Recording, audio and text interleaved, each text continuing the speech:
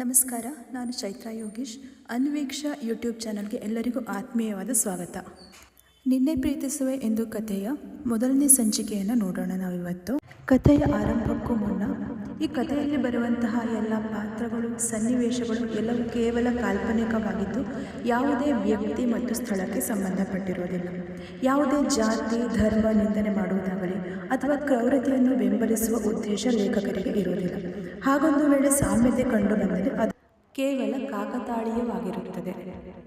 ತೆರೆದಿದೆ ಮನೆ ಓ ಬಾ ಅತಿಥಿ, ಹೊಸ ಬೆಳಕಿನ ಹೊಸ ಗಾಳಿಯ ಹೊಸ ಬಾಳನು ತಾ ಅತಿಥಿ.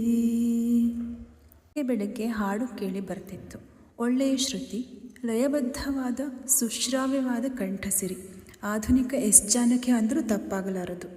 ಕೈಯಲ್ಲಿ ವೀಣೆಯನ್ನು ಹಿಡಿದು ನುಡಿಸುತ್ತಾ ತನ್ಮಯಳಾಗಿ ಕಣ್ಮುಚ್ಚಿ ತನ್ನದೇ ಲೋಕದಲ್ಲಿ ವಿಹರಿಸುತ್ತಿರುವ ಹುಡುಗಿಗೆ ಬೇರೆ ಲೋಕದ ಪರಿವಿಲ್ಲ. ಸುಕೋಮಲವಾದ ಬೆರಳುಗಳು ಅತಿ ನಾಜೂಕಾಗಿ ವೀಣೆಯನ್ನು ನುಡಿಸುತ್ತಿದ್ದರೆ ಆಕೆ ಕಣ್ಗಳು ತಂತಾನೆ ಮುಚ್ಚಿವೆ. ಕಮಲದ ಎಸಳುಗಳಂತಹ ಕಣ್ಗಳು, ಮುಚ್ಚಿದಾಗ ಕೆನ್ನೆಗೆ ಬಂದು ಮುತ್ತಿಕ್ಕುವ ನೀಳರೆಪ್ಪೆಗಳು, ಕಾಮನ ಬಿಲ್ಲಿನ ಹಾಗೆ ಬಾಗಿರುವ ಹುಬ್ಬುಗಳು, ಹುಬ್ಬುಗಳ ಮಧ್ಯೆ ಪುಟ್ಟದಾದ ಕೆಂಪನೆಯ ಬಿಂದಿ, ಬೆಣ್ಣೆಯಷ್ಟೇ ಮೃದು ಅವಳ ಕೆನ್ನೆಗಳು, ತಿಳಿ ಗುಲಾಬಿ ಎಸಳುಗಳ ಬಣ್ಣವನ್ನು ಎರವಲು ಪಡೆದ ಪುಟ್ಟ ತುಟಿಗಳು, ಅದೇ ತುಟಿಗಳ ಪಕ್ಕದಲ್ಲಿ ಅವಳ ಹಾಲ್ಬಿಳುಪಿನ ಬಣ್ಣಕ್ಕೆ ಹೇಳಿ ಮಾಡಿಸಿದಂತಹ ದೇವರೇ ಸೃಷ್ಟಿ ಮಾಡಿ ಕಳುಹಿಸಿದ ಮಚ್ಚೆ, ಅದೇ ದೃಷ್ಟಿಪೊಟ್ಟು ಅವಳಿಗೆ. ಅಮ್ಮ ಮೈಥಿಲಿ, ಎಲ್ಲಿದೆಯಮ್ಮ? ನನ್ನ ಕನ್ನಡಕ ಕಾಣಿಸ್ತಾಲ, ಸ್ವಲ್ಪ ಬಂದು ಹುಡುಕೊಡು ತಾಯಿ ಅಂತ ಕರೆದರು ಮೈಥಿಲಿಯ ತಂದೆ ಶ್ರೀನಿವಾಸ ಪಂಡಿತರು. ತಂದೆಯ ಕೂಗುವಿಕೆಗೆ ಹಾ ಬಂದೆ ಅಪ್ಪಯ್ಯ ಎಂದವಳು ತನ್ನ ವೀಣೆಗೆ ನಮಸ್ಕಾರ ಮಾಡಿ ಅದನ್ನು ಎತ್ತಿಟ್ಟು ಹಾಗೆ ಒಳಗೆ ನಡೆದಳು. ಆಗಿನಿಂದ ಬಾಗಿಲ ಬಳಿಯೇ ನಿಂತಿದ್ದ ವ್ಯಕ್ತಿ ಹಾಗೆಯೇ ನಿಂತು ಬಿಟ್ಟಿದ್ದರು. ಅಪ್ಪಯ್ಯ, ನಿಮ್ಮ ಕನ್ನಡಕ ನಿಮ್ಮ ತಲೆ ಮೇಲೇ ಇಟ್ಕೊಂಡು ಊರು ತುಂಬ ಹುಡುಕಾಡಿ ಕೊನೆಗೂ ಅದು ಸಿಗದೆ ನನ್ನ ಕರಿತೀರಾ ನೀವು? ನೋಡಿ, ನಿಮ್ಮ ಕನ್ನಡಕ ಇಲ್ಲೇ ಇದೆ ಎಂದು ತಲೆಯ ಮೇಲಿರುವ ತನ್ನ ತಂದೆಯ ಕನ್ನಡಕ ತೆಗೆದುಕೊಟ್ಟು ಹೇಳಿದಳು. ಇದು ಅವರ ಮನೆಯಲ್ಲಿ ಪ್ರತಿದಿನ ಕಾಣಸಿಗುವ ದೃಶ್ಯ. ವಯಸ್ಸಾಯಿತು ಮಗಳೇ ನಿನ್ನ ಅಪ್ಪಯ್ಯನಿಗೆ, ಮರೆವು ಸ್ವಲ್ಪ ಜಾಸ್ತಿ ಆಗಿದೆ, ಏನು ಮಾಡೋದು? ಅದರಲ್ಲೂ ಬೆಳಗ್ಗೆ ಬೆಳಗ್ಗೆ ನಮ್ಮನೆ ಈ ಮುದ್ದು ಪುಟ್ಟಲಕ್ಷ್ಮಿ ಮುಖ ಕಾಣಿಸ್ಲಿಲ್ಲ ಅಂದರೆ ಇಡೀ ದಿನ ಏನೋ ಕಳ್ಕೊಂಡಂಗೆ ಆಗುತ್ತೆ ಮಗಳೇ, ಅದಕ್ಕೆ ನಿನ್ನ ಕರೆಯೋದು. ತಂದೆಯ ಮಾತಿಗೆ ಮೈಥಿಲಿ ಸಣ್ಣದಾಗಿ ಮುಗುಳು ನಗೆ ಬೀರುತ್ತಾ, ಸರಿ ಸರಿ, ಇದೆಲ್ಲ ಕಾಮನ್ ಡೈಲಾಗ್ ಆಯಿತು. ಅವನೆಲ್ಲಿ ಅಪ್ಪಯ್ಯ ಭಾರ್ಗವ? ಇವತ್ತಾದರೂ ಬೇಗ ಟೈಮಿಗೆ ಸರಿಯಾಗಿ ಬರ್ತಾನೋ ಇಲ್ಲೋ ಕೇಳಿ. ಅಪ್ಪಯ್ಯ, ನನಗೂ ಲೇಟ್ ಆಗುತ್ತೆ ಎಂದಳು ಮೈಥಿಲಿ.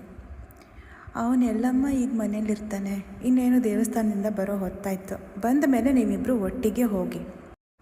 ಹ್ಞೂ ಸರಿ, ನಾನು ಹೋಗಿ ಯೂನಿಫಾರ್ಮ್ ಹಾಕ್ಕೊಂಡು ಬರ್ತೇನೆ, ನೀವು ತಿಂಡಿ ತಿಂದ್ಬಿಡಿ ಅಪ್ಪಯ್ಯ ಎಂದ ಹುಡುಗಿ ಲಘು ಬಗೆಯಿಂದ ತನ್ನ ಕೋಣೆಗೆ ಸೇರಿ ತೊಟ್ಟಿದ್ದ ಲಂಗ ದಾವಣಿ ಬದಲಿಸಿ ತನ್ನ ಕಾಲೇಜ್ ಯೂನಿಫಾರ್ಮನ್ನು ಧರಿಸಿ ಬಂದಳು. ಇಷ್ಟೆಲ್ಲ ಆದರೂ ಕೂಡ ತಂದೆ ಮಗಳು ಇಬ್ಬರಿಗೂ ಮನೆಯ ಬಾಗಿಲ ಕಡೆಗೆ ಗಮನವಿರಲಿಲ್ಲ. ಕಾಲೇಜ್ ಯೂನಿಫಾರ್ಮ್ ಧರಿಸಿ ಬ್ಯಾಗ್ ಹಿಡಿದು ಹೊರಗೆ ಹೋಗಲು ಬಾಗಿಲ ಬಳಿ ಬಂದಾಗ ಬಾಗಿಲ ಬಳಿಯೇ ನಿಂತಿರೋ ಯಾರೋ ಅಪರಿಚಿತ ವ್ಯಕ್ತಿಗೆ ಸರಿಯಾಗಿ ಡಿಕ್ಕಿ ಹೊಡೆದು ಬಿಟ್ಟಳು ಮೈಥಿಲಿ. ಅಮ್ಮ, ಇದೇನು ಕಲ್ಬಂಡೆ ಎಂದು ತನ್ನಲ್ಲೇ ಗೊಣಕ್ಕೊಂಡು, ಯಪ್ಪ ಇದೇನು ಕರೆಂಟ್ ಕಂಬ ಅದರ ಜಾಗ ಬಿಟ್ಟು ಇಲ್ಲಿ ಬಂದುಬಿಟ್ಟಿದೆ ಎಂದು ಎದುರು ಬಿಳಿ ಶರ್ಟ್ ತೊಟ್ಟು ನಿಂತಿದ್ದ ಉದ್ದನೆಯ ವ್ಯಕ್ತಿಯನ್ನು ಒಮ್ಮೆ ಮೇಲಿಂದ ಕೆಳಗೆ ನೋಡಿ ಹೇಳಿದಳು. ಆ ಕ್ಷಣ ಅವಳಿಗೆ ಗಡಿಬಿಡಿಗೆ ಮನೆಗೆ ಬಾಗಿಲಿಗೆ ಬಂದವರನ್ನು ಮಾತಾಡಿಸಿ ಒಳಗೆ ಕರೆಯಬೇಕು ಎಂಬುದು ಸಹ ಮರೆತೇ ಹೋಗಿತ್ತು. ಯಾರು ನನ್ನ ಕರೆಂಟ್ ಕಂಬ ಅನ್ನೋದು? ಅಖಿಲ ಕರ್ನಾಟಕದ ಕುಳ್ಳರ ಸಂಘದ ಅಧ್ಯಕ್ಷ ಕುಳ್ಳಿನ ತಗೊಬಂದು ಎಂದು ತುಸು ಗಡುಸಾಗಿ ರೇಗಿದ ಎದುರಿಗಿದ್ದ ವ್ಯಕ್ತಿಗೆ ಸರ್ರನೆ ಕೋಪ ಏರಿಬಿಟ್ಟಿತ್ತು. ಓಯ್ ಹಲೋ ಟಾಪ್ ಮ್ಯಾನ್, ಏನು ನಮ್ಮನೆಗೆ ಬಂದು ನಮಗೆ ಆವಾಜ್ ಹಾಕೋದು ನೀವು? ಯಾರ್ರೀ ನೀವು? ಯಾರು ನಿಮ್ಮನ್ನು ಹೀಗೆ ಕೇಳ್ದೆ ಒಳಗೆ ಬಾ ಅಂದಿದ್ದು ಅಂತ ಕೇಳಿದಳು ಮೈಥಿಲಿ. ಆಗಿಂದ ಬಾಗಿಲು ಓಪನ್ ಇಟ್ಟುಕೊಂಡು ತೆರೆದಿದೆ ಮನೆ ಓ ಬಾ ಅತಿಥಿ ಅಂತ ಹಾಡು ಹೇಳ್ತಾ ಇದ್ದವ್ರು ಯಾರೋ ತುಟಿ ಕುಂಕಿಸಿ ಕೇಳಿದರು ಎದುರಿಗಿದ್ದ ಆ ವ್ಯಕ್ತಿ. ಅಂದರೆ ನೀವು ಆಗಲೇ ಬಂದಿದ್ದ? ಮೈಥಿಲಿ ಕಣ್ಣು ಪಿಳಿ ಪಿಳಿ ಮಾಡಿ ಕೇಳಿದಳು. ಎಸ್, ನಾನು ಆಗಲೇ ಬಂದೆ. ಅದೇನು ರೋಗಲ್ಲಪ್ಪನೇ, ಛೆ ಎಂದು ಸಿಡುಕಿದರು. ಬಹಳ ಹೊತ್ತಿನಿಂದ ಬಂದು ಬಾಗಿಲ ಬಳಿಯೇ ಕೈ ಕಟ್ಟಿ ನಿಂತುಕೊಂಡು ಆ ಹಾಡನ್ನು ಕೇಳ್ತಾ ಇದ್ದ ವ್ಯಕ್ತಿಗೆ ಗುಂಗಲ್ಲೇ ಕಳೆದು ಹೋದವರಿಗೆ ಈಗ ಅದೇ ಹಾಡು ರೋಗಲಾಪನೆ ಅಂತೆ. ಯೋ, ಏನ್ರಿ ಹೇಳ್ತಾ ಇದ್ದೀರಾ ನೀವು? ರೋಗ ಲಾಪನೆ ಅಂತ ಹೇಳಿ ನನ್ನನ್ನು ಅಂಡರ್ ಎಸ್ಟಿಮೇಟ್ ಮಾಡ್ತಾ ಇದ್ದೀರಾ? ಅಲ್ಲ, ಚೆನ್ನಾಗಿರೋ ಹುಡುಗಿ ಕಣ್ಣಿಗೆ ಕಂಡ್ರೆ ಸಾಕು ಅಲ್ವಾ? ಯಾರು ಏನು ಎತ್ತ ನೋಡದೆ ಹಾಗೆ ನೇರವಾಗಿ ಮನೆ ಒಳಗೆ ನುಗ್ಗಿ ಬಿಡ್ತೀರಾ ಗೂಳಿ ಥರ ಅಂತ ಮೈಥಿಲಿ ಕೋಪದಲ್ಲಿ ಕೇಳಿದ್ಲು. Hello hello hello, hold down hold down hold down, ಒಂದು ಸಣ್ಣ ಕ್ಲಾರಿಫಿಕೇಷನ್ ಎಂದರು ಎದುರಿರೋ ಆ ವ್ಯಕ್ತಿ. ಇದೇ ಮೊದಲೇನೋ ಅವರು ಇಷ್ಟು ಸಮಾಧಾನದಲ್ಲಿ ಮಾತಾಡ್ತಾ ಇರೋದು. ಮೈಥಿಲಿ ಮೂತಿ ತಿರುವಿ ಏನದು ಅಂತ ಕೇಳಿದಳು. ಅದು ಸುಂದರವಾದ ಹುಡುಗಿ ಅಂತ ಹೇಳಿದ್ರಲ್ವ ನೀವು? ಯಾರ್ರೀ ಅದು ಸುಂದರವಾದ ಹುಡುಗಿ ಇಲ್ಲಿರೋದು? ಆಗಲೇ ಲಂಗ ದಾವಣಿ ಹಾಕಿದ ಅಪ್ಸರೆ ಒಬ್ಬರನ್ನು ನೋಡಿದ್ದೆ, ಆದರೆ ಈ ರೀತಿ ಚೂಡಿದಾರ್ ಹಾಕಿರೋ ಎಡಬಿಡಂಗಿ ಕಮಂಗಿ ಕುಳ್ಳಿನ ಇದೇ ಮೊದಲನೇ ಸಲ ನೋಡ್ತಾ ಇದ್ದೀನಿ ಎಂದು ಜೋರಾಗಿ ನಕ್ಕಬಿಟ್ರು ಆ ಎದುರಿರೋ ವ್ಯಕ್ತಿ. 1000ರಲ್ಲಿ ಒಬ್ಬರಿಗೆ ಮಾತ್ರವೇ ಆ ನಗುವಿನ ದರ್ಶನ ಆಗೋದು. ಆ ವಿಷಯದಲ್ಲಿ ಮೈಥಿಲಿ ಇವತ್ತು ಅದೃಷ್ಟವಂತೆ ಅಂತಲೇ ಹೇಳ್ಬೋದು. ಕೊಹಿನೂರ್ ಡೈಮಂಡ್ಗಿಂತಲೂ ಹೆಚ್ಚಿನ ವ್ಯಾಲ್ಯೂ ಇತ್ತು ಅವರ ಆ ನಗುವಿಗೆ. ಆ ವ್ಯಕ್ತಿ ಹೇಳಿದ ಮಾತುಗಳನ್ನು ಕೇಳಿದ ಹುಡುಗಿಗೆ ಕೋಪ ನೆತ್ತಿಗೆ ಏರ್ಬಿಟ್ಟಿತ್ತು. ರೀ ಮಿಸ್ಟರ್ ಟಾಪ್ಮ್ಯಾನ್, ಗಲೀವರ, ಯಾರ್ರೀ ನೀವು? ನಮ್ಮನೆಗೆ ಬಂದು ನನಗೆ ಬಾಯಿಗೆ ಬಂದಂಗೆ ಮಾತಾಡ್ತೀರಾ?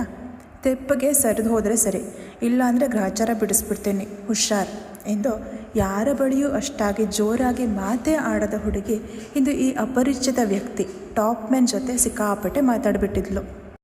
ಮೈಥಿಲಿ ಹೇಳಿದ ಮಾತುಗಳನ್ನು ಕೇಳಿದ ಎದುರಿದ್ದ ಆ ಟಾಪ್ಮ್ಯಾನ್ ಮುಖದಲ್ಲಿ ಕೋಪದ ಗೆರೆಗಳು ಒಂದೊಂದಾಗಿ ಮೂಡಲು ಶುರುವಾದರೂ ಕೂಡ ತನ್ನ ಎಡಗೈ ಹೆಬ್ಬೆರಳಲ್ಲಿ ಇರುವ ಉಂಗುರವನ್ನು ತಿರುಗಿಸುತ್ತಾ ತನ್ನ ಕೋಪವನ್ನು ಹತೋಟಿಗೆ ತಂದುಕೊಂಡು ನಿಂತಿದ್ದರು. ಹೆಬ್ಬೆರಳಿಗೆ ಇರೋ ಉಂಗುರವನ್ನು ತಿರುಗಿಸೋದು ಅಂದರೆ ಆ ವ್ಯಕ್ತಿ ತನಗೆ ಕೋಪ ಬಂದಾಗ ತನ್ನ ಕೋಪವನ್ನು ಕಂಟ್ರೋಲ್ ಮಾಡಿಕೊಳ್ಳೋ ರೀತಿ.